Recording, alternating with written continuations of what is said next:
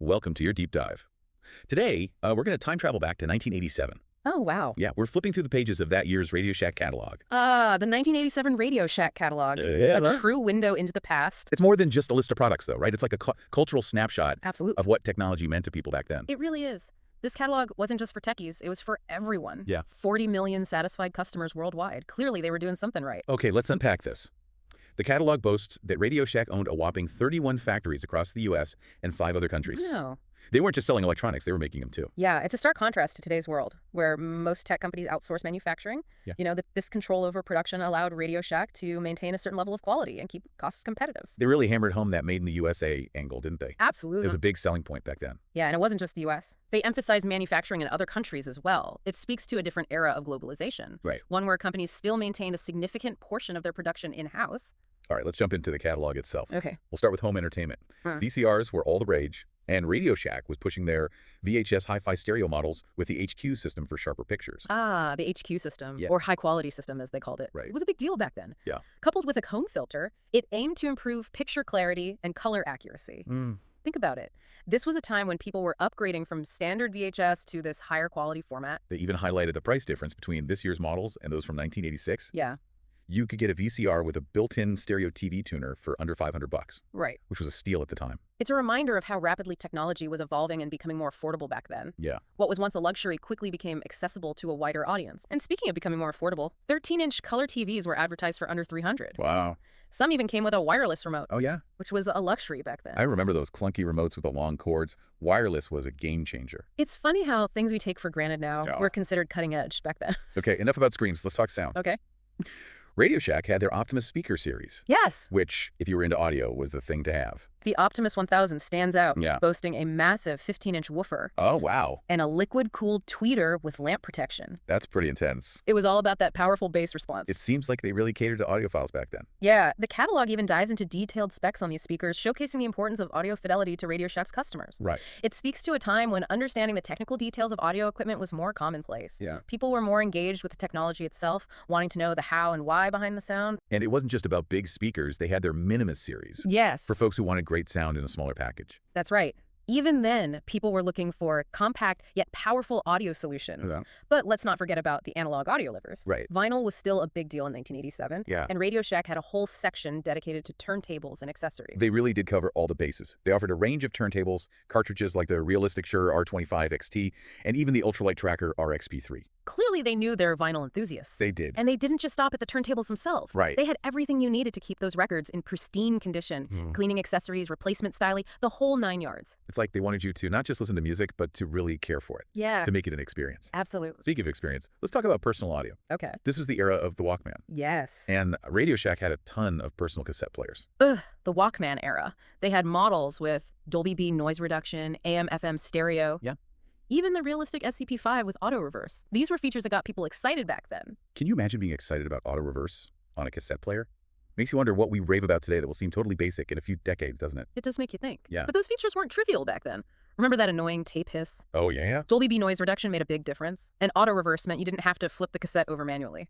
And speaking of cassettes, making mixtapes was a ritual. Oh, yeah. They had voice-activated cassette recorders, micro-thin portable recorders, even kid-friendly recorders. Wow. Cassettes were everywhere back then. It's a far cry from today's world of instant streaming and digital downloads. I know. Back Yeah. then, recording and sharing audio was a much more physical, Yeah. hands-on process. Okay, so we've covered home entertainment and audio. But 1987 was also a time when some technologies that would later revolutionize the world were just starting to emerge. Like, get this, cellular phones. Oh, wow. This is where it gets really interesting. Radio Shack advertised what they called the first mobile portable cellular phone that you can install yourself. Install it yourself. Wow, it was a far cry from the sleek smartphones we have today. It was bulky, expensive, and not exactly user-friendly. Yeah. It's a stark reminder of how complex and inaccessible early cellular technology was. This phone cost almost $1,000. A small fortune back then. But even with those limitations, it was the beginning of a communication revolution.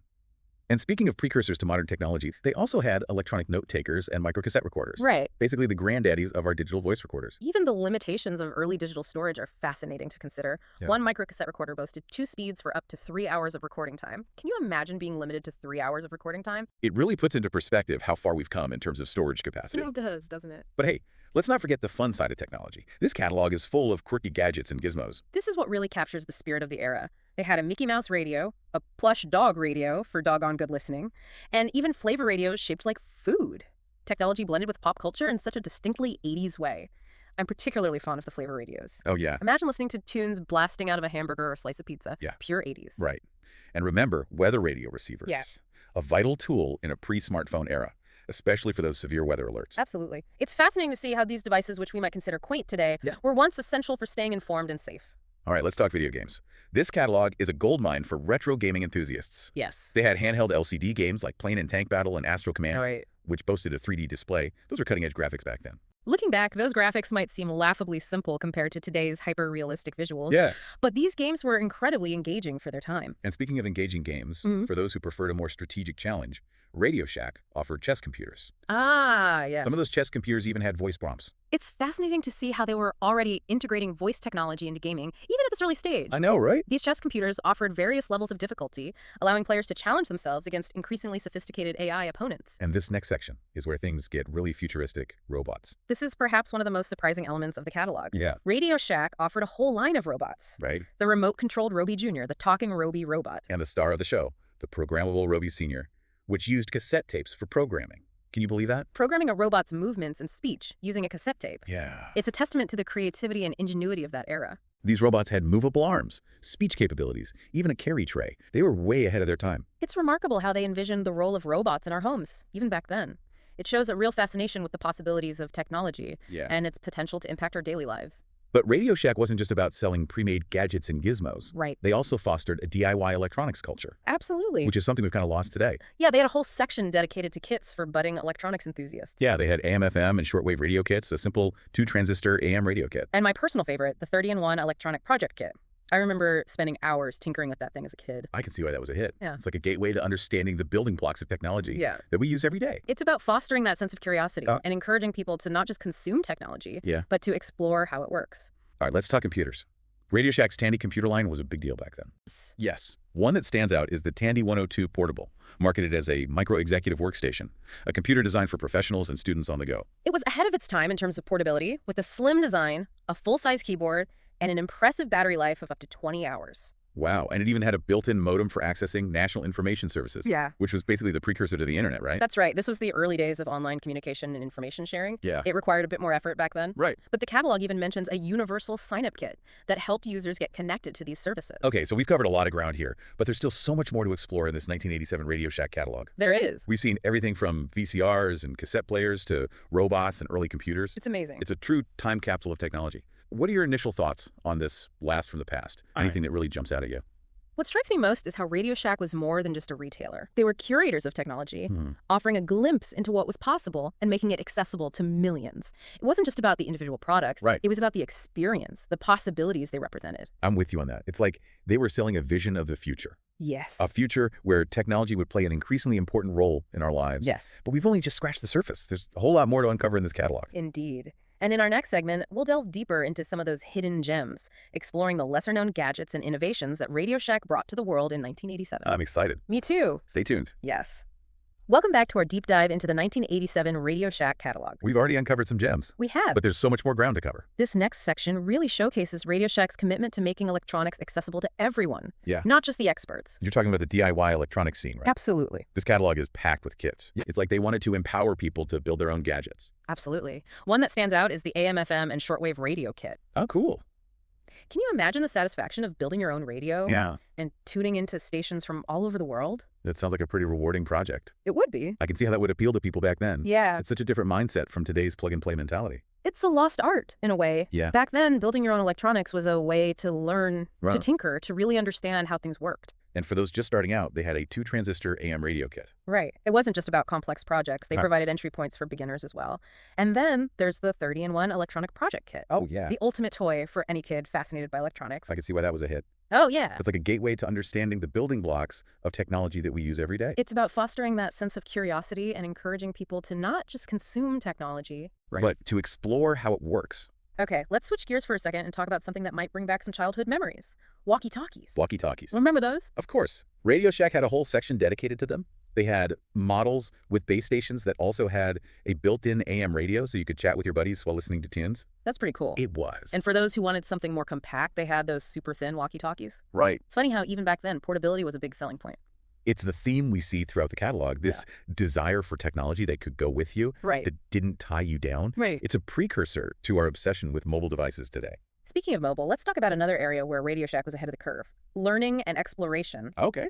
They didn't just focus on entertainment. They had educational gadgets that were actually pretty cool. One example is the Spell and Math device. Which was designed to teach kids the alphabet and numbers through interactive games. It's basically a precursor to the educational apps we have today, Right. but with a much more tactile, hands-on approach. It's interesting to see how those early educational gadgets paved the way for the digital learning tools we have now. Absolutely. And for those who wanted to explore the night sky, there was the Constellation Finder. Oh, that's cool. Imagine projecting constellations onto your ceiling and learning to identify them. It's a pretty magical way to learn about astronomy. That sounds amazing. It's like bringing the universe into your own home. Exactly. And speaking of bringing things into your home, let's revisit the world of electronic games. Okay. Remember those handheld LCD games? Oh, yeah. Plane and Tank Battle, Astro Command. Those were the days. Those graphics might seem primitive now, Yeah. but they were cutting edge back then. And those simple games laid the foundation for the complex video game worlds we have today. It's amazing to think how far gaming has come since then. It really... And for those who preferred a more cerebral challenge, Radio Shack had chess computers. Ah. Some even with voice prompts. It's fascinating to see how they integrated voice technology into gaming, even at this early stage. I know, it's pretty cool. Those chess computers offered various levels of difficulty so you could really test your skills against the AI. Okay, now let's talk about something that's always captured people's imaginations. Robots. Radio Shack had a whole line of them. Remember the remote-controlled Roby Jr., the talking Roby robot, and of course the programmable Roby Sr., programmed using cassette tapes? It's mind-blowing to think about even back then. Yeah. Okay, so we've covered DIY electronics, learning gadgets, games, and robots. We have. What else did Radio Shack have up their sleeve in 1987? Well, believe it or not, they had a whole section dedicated to batteries. Batteries.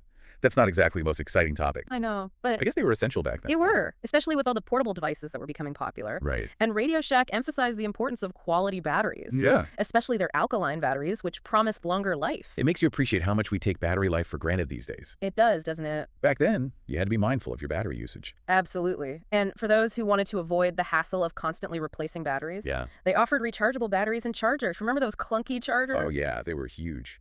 But it was a big deal to be able to recharge your batteries back then. It was a step towards a more sustainable approach to powering our devices. Right. And speaking of sustainability, Radio Shack also demonstrated a commitment to customer service. Yes. That's rare to find these days. It is. What do you mean? They had a section in the catalog explaining their special order process for hard-to-find parts. Wow. They would actually check their inventory. Really? And order a suitable replacement for you. Wow, that's impressive. It seems like they really valued their customers. They did. And were willing to go the extra mile to help them find what they needed. Absolutely. They even emphasized that there were no postage charges or minimum order for special orders. That's great. It was all about convenience and customer satisfaction. Okay, so Radio Shack was clearly a one-stop shop for electronics enthusiasts. They were. But what about those of us who weren't quite as tech-savvy? Did they have anything for the casual gamer? Of course. Remember those classic joysticks we used to use for video games? Oh, yeah. Radio Shack had a whole section dedicated to them. I remember those. They were so much fun to use, even if they were a bit clunky compared to today's controllers. They were. They had joysticks with large handles and multiple buttons for controlling movement and firing in games. I can almost feel that joystick in my hand now. The satisfying click of the buttons, the thrill of maneuvering through those 8-bit worlds. It's a tactile experience that's been lost in the transition to digital controllers. For sure. And for those who wanted to enhance their gaming setup, Radio Shack even offered joystick extension cords. Extension cords for joysticks. That's pretty neat. It is, but it speaks to their attention to detail and their desire to cater to the specific needs of gamers. Right. They wanted to make sure you had the best possible gaming experience, even if it meant offering something as specialized as a joystick extension cord. All right, so we've covered joysticks. What about the more hardcore electronics enthusiasts? Did Radio Shack have anything for them? They certainly did. They had a whole section dedicated to relays, Okay. which are electromechanical switches used in all sorts of applications. Relays, I have to admit, I'm not quite sure what those are. Think of them as electrically controlled switches. They're used in a wide variety of applications, from controlling motors to switching high-voltage circuits. So pretty essential components for anyone building or repairing electronics. Exactly. And Radio Shack offered a wide variety of them, catering to both casual hobbyists and more serious electronics enthusiasts. Okay, let's step it up a notch. What about integrated circuits? Those were pretty cutting edge back in 1987. They were. Radio Shack had a selection of ICs, or integrated circuits, which are basically miniature electronic circuits that contain thousands or even millions of components on a single chip. They're the building blocks of modern electronics, right? They are. And one that really stands out in the catalog is the CTS-256AL2 text-to-speech IC. Hmm.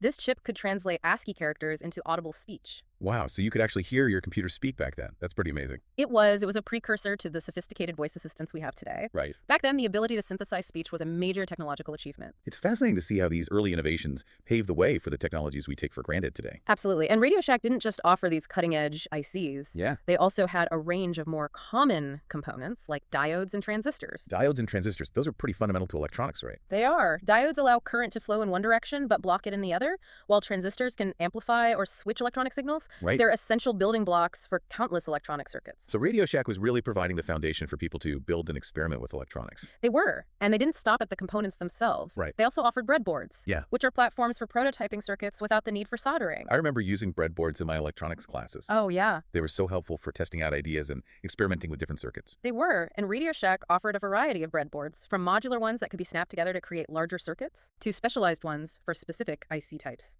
It seems like they really thought of everything. They had the components, the tools, and even the platforms for putting it all together. Right, and speaking of putting things together, Yeah. they also had a massive selection of connectors and cables. Connectors and cables, those are pretty essential, but not exactly glamorous. True, but without them, you can't connect anything. They had everything from simple SPADE terminals to more complex DIN and RCA connectors and cables to match. So you could find just about any type of connector or cable you needed at Radio Shack. You could. And it wasn't just about the variety. Right. They also emphasized quality and durability. Okay, we've talked about components, connectors, and cables. What about the tools needed to work with all this stuff? Radio Shack had a whole section dedicated to tools. They had wire strippers, pliers, cutters, soldering irons, desoldering tools, multimeters, and even specialized tools like phone wire crimpers. Wow, they really were a one-stop shop for everything electronics related. They were, and it wasn't just about providing the tools themselves. Right. They also offered accessories and supplies. Like what? Well, they had things like cable clamps for keeping wires organized, Right. bonding adhesives for making repairs, cushion feet for protecting devices, and even rubber sealants. So they really thought of everything. It's like they wanted to equip you with everything you needed to build, repair, and maintain your electronics. Exactly. They understood that it wasn't just about the devices themselves, it was about the entire ecosystem surrounding them. All right, let's talk about something that's become increasingly important in our modern world. Power protection. That's a good point. Even back in 1987, Radio Shack was offering surge protectors and line conditioners to protect sensitive electronic devices from power spikes and noise. That's pretty forward-thinking of them, It was. considering that most people probably weren't thinking about power protection back then. It shows that they were aware of the potential risks and wanted to offer solutions to protect their customers' investments. So what kind of power protection devices did they offer? They had a 6-outlet power switching system with a built-in broadband noise filter, which protected equipment from high-voltage spikes and reduced line noise. That sounds pretty sophisticated for its time. It was. They also offered a cordless 6-outlet surge protector with dual MOVs, Okay. which provided even more protection. And for those who needed even more protection, they had a standby power system that provided over 10 minutes of full power operation in cases of power outage. That was a game changer for businesses and anyone who relied on their computers for critical tasks. Okay, so Radio Shack had you covered in terms of power protection. They did. But what about the smaller, everyday essentials? Yeah. Like plugs, switches, and extension cords. They had those too. They offered a variety of AC plugs, including quick plugs for easy replacement and flush wall plugs for wall-hugging appliances. It's amazing how they had solutions for even the most mundane problems. They did. They also had line cord on-off switches for adding convenient control to devices. Right. And a selection of AC extension cords. So you could find pretty much any type of electrical accessory you needed at Radio Shack. You could, and it wasn't just about basic functionality. Yeah. They also offered features like timers to automate the control of your devices. Timers. That's pretty cool. It is. They had mini plug-in timers, multi-program plug-in timers, Wow. and even a sophisticated 24-hour timer with battery backup to maintain time and memory in case of a power outage. So you could set your lights to turn on and off automatically even if the power went out. Exactly. It was a glimpse into the future of home automation. Okay, so Radio Shack had all your electronics needs covered, Yeah. from the tiniest components to the largest appliances. They did, and they didn't stop there. Oh, wow. They also offered a range of clocks and watches, telephones, Right. and even computer accessories. Clocks and watches. That seems a bit out of place in an electronics catalog. It might seem that way now, but back then, clocks and watches were still considered essential electronic devices. I guess that makes sense. What kind of clocks and watches did they offer? They had everything from simple alarm clocks to more sophisticated quartz stopwatches. They even had a keychain alarm that you could attach to your keys or purse. So they were thinking about personal security as well. They were. And speaking of security, they also offered a range of telephones, Okay. including cordless phones and intercom systems. Cordless phones were still a pretty new technology back then, weren't they? They were. And Radio Shack was at the forefront of offering this technology to consumers. Yeah. They had cordless phones with programmable memory for storing frequently dialed numbers, as well as models with switchable touch-tone pulse dialing. It's amazing to think how far telephones telephones have come since then. It is. And Radio Shack also offered intercom systems for communicating between different rooms in a house or office. Intercom systems. Those seem a bit old-fashioned now. They do, but they were quite popular back then. Yeah. Especially for larger homes or businesses. Right. They allowed you to communicate with others without having to shout or run between rooms. I guess that makes sense. So Radio Shack had clocks and watches, telephones, and even intercom systems. What else did they have in store? Well, we've already talked about their Tandy computers. Right. But they also offered a wide range of computer accessories. Like what? They had everything from keyboards and mice to floppy disks and printers. Floppy disks. Those bring back memories. They do. Back then, floppy disks were the primary way to store and transfer data. It's hard to imagine now with our terabyte hard drives and cloud storage. It is, but back then, floppy disks were cutting-edge technology. Yeah. And Radio Shack offered a wide variety of them in different sizes and formats. So they really were a one-stop shop for all your computer needs. They were. And they didn't stop at floppy disks. They also offered printers, monitors, hard drives, backup solutions, and even specialized computer accessories. It's amazing to think how much technology has advanced since then. It is. It's like looking through a window into a different world. It is. And it's a reminder that technology is constantly evolving, and what was once considered state-of-the-art quickly becomes a relic of the past. But even though these technologies may seem outdated now, they were groundbreaking in their time, and they paved the way for the incredible technological advancements we enjoy today. Absolutely. And it's fascinating to see how Radio Shack played a role in bringing these technologies to the masses, making them accessible and affordable to everyone. Okay, so we've covered a lot of ground here, We have. but there's still one more area we need to explore. The world of online services. Ah, yes. This was the pre-internet era, but online services were already starting to emerge. Like what? Well, there was CompuServe, which was a dial-up service that offered email, forums, and even online shopping. Online shopping in 1987. That's hard to believe. It is, but it was a sign of things to come. So Radio Shack was involved in this early online world as well. They were. They offered the modems and software needed to connect to these online services. Remember those screeching dial-up sounds? Oh yeah, I can still hear them in my nightmares. They were the soundtrack to the early internet. Yeah. And Radio Shack was there, providing the gateway to this new and exciting world. It's amazing to think how far we've come since then. It is, isn't it? From those early dial-up connections to the lightning-fast broadband we have today. It's been an incredible journey. It has. And it's all thanks to the pioneers of technology, like Radio Shack, who paved the way. Okay, so we've explored a wide range of electronics in this 1987 Radio Shack catalog, from the mundane to the mind-blowing. We have, haven't we? We've seen everything from batteries and cables to robots and online services. It's been a fascinating journey through the history of technology. It has been. And it's not over yet. We still have one more segment to go, where we'll delve into some of the hidden gems and quirky innovations that Radio Shack brought to the world in 1987. I can't wait. There's still so much more to uncover in this treasure trove of 80s tech. Welcome back to the final part of our deep dives into the 1987 Radio Shack catalog. We've journeyed through a world of VCRs, robots, and even early online services. I know. What other surprises do you think this catalog holds? Well, before we wrap things up, I'm curious about those hidden gems you mentioned. Okay. The things that might not be as obvious, but still tell us something interesting about Radio Shack and the technology of that era. That's a great point. Remember how Radio Shack was all about accessibility? Yeah. About making technology understandable and usable for everyone. Yeah. They seem to have a knack for taking what could be complex and making it approachable. And that philosophy extended even to the smallest details. Okay. Take, for instance, their selection of cable ties and organizers. Cable ties, those little plastic things we use to keep our cords from becoming a tangled mess. Exactly. They might seem mundane. Right. But back then, as our homes were filling up with more and more electronic devices, these organizers were a lifesaver. I can imagine. I still struggle with cable management today. It's a universal problem, isn't it? And Radio Shack recognized that even back then. They also offered a variety of cleaning products specifically for electronics, like contact cleaner for those tricky electrical contacts, and screen cleaner for keeping our monitors and TVs sparkling. So they weren't just selling the gadgets, they were selling the whole experience. Yes. From keeping things organized to keeping things clean. Precisely. It was about making technology a seamless part of our lives, not a source of frustration. But let's shift gears for a moment. Okay. I want to talk about something that might surprise you. Okay, I'm intrigued. What is it? Remember how we talked about Radio Shack's commitment to customer service? They went above and beyond to help customers find the parts they needed, even if it meant special ordering something. Yeah, that was pretty impressive. Well, that same dedication to customer service extended to their catalog itself. Oh, okay. They had a whole section dedicated to explaining how to use the catalog effectively. Wait, a guide on how to use a catalog? That seems a bit excessive, doesn't it? No, it might seem that way now, but remember, this was a time before online shopping and instant search results. Yeah. Catalogs were the primary way people browsed and purchased goods, and they could be quite overwhelming, especially one as packed with information as this Radio Shack catalog. Yeah, that's true. So they were trying to make the shopping experience as smooth and painless as possible. Right. Even for those who might not be familiar with all the technical jargon. That makes sense. Exactly. They wanted to empower customers to find what they needed, to understand the products, and to make informed decisions. That's a level of attention to detail that you just don't see anymore. I know. It's like they truly cared about their customers. They did, and that's reflected in every aspect of this catalog, from the products they offered to the way they presented them. So as we flip through these final pages of the 1987 Radio Shack catalog, Yeah. what's your biggest takeaway? What stands out to you the most? It's hard to choose just one thing. This catalog is a testament to a time when technology was rapidly evolving, when the possibilities seemed endless. It does, yeah. It captures a sense of excitement and optimism about the future. I agree. It's like a snapshot of a moment in time when the world was on the cusp of a digital revolution, and Radio Shack was right there on the front lines, making it all happen. And while some of these technologies may seem quaint or outdated now, they were groundbreaking back then. Yeah. They paved the way for the incredible technological advancements we enjoy today. It's a reminder that progress is built on the foundations of the past, Yes. on the innovations and ideas of those who came before us. And who knows what future generations will think when they look back at our current gadgets? What will they find fascinating, amusing, or even baffling about the technology we use today? That's a great question to ponder. Yeah. It's a reminder that technology is a constantly evolving landscape, and what seems cutting edge today will inevitably become a relic of the past. Oh. But for now, let's savor this moment in time, this glimpse into the world of 1987, through the lens of the Radio Shack catalog. It's been a fascinating journey, hasn't it? It really has. I feel like I've learned so much, not just about technology, but also about the culture and the mindset of that era. Right. It's like we've taken a time machine back to a simpler, yet somehow more exciting time. And that's the power of these kinds of deep dives. They allow us to connect with the past, to understand how we got to where we are today, and to appreciate the incredible ingenuity and creativity that has shaped our world. It has. Well said.